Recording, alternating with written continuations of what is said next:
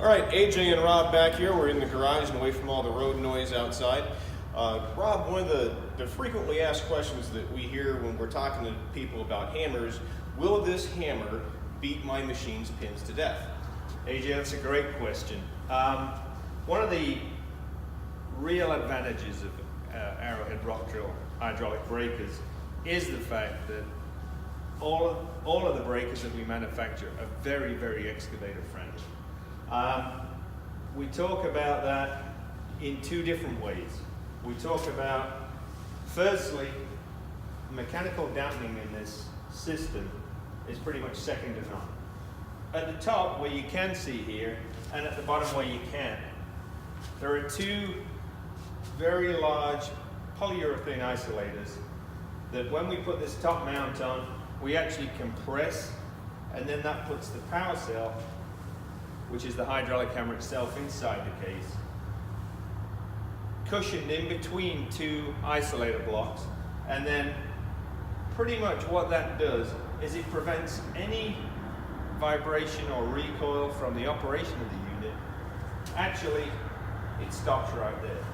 Typically, we don't get that kind of backlash where people see vibration in the machine and can then get concerned about what it's doing to the excavator or the skid steer or whatever you're putting it on.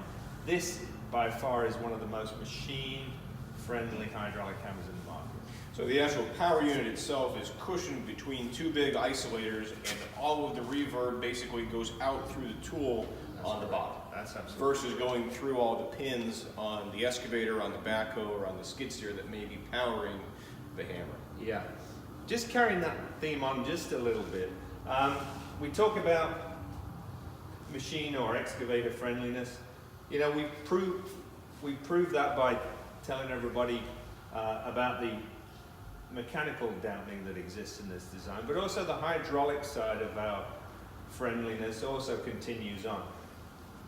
The machine itself, being designed the way it is, doesn't use a lot of high pressure oil, and particularly doesn't use that much hydraulic oil itself. It's very modest on the flows.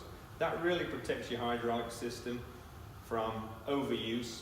We don't necessarily need to run this right at the top of the rev range on the engine. So, you know, we're protecting the main investment again, mechanically, but also hydraulically.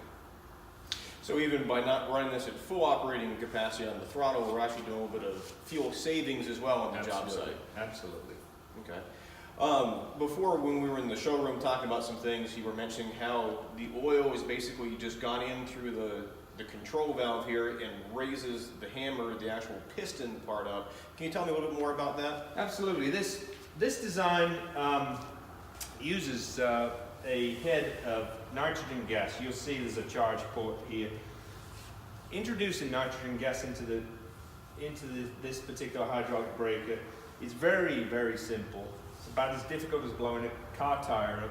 A lot of people have to do that from time to time. Same's true of this kind of design. What we do is we use the head of gas, and we think of it like a spring. All that we're doing with this head of gas is we're getting the oil basically to lift the piston, which is the striking part of the assembly that actually generates the impact, lift that piston into that head of gas, and then the oil leaves. That's going back to where we were. That's the reason why we don't need a lot of high pressure oil, and we don't particularly need a lot of actual flow.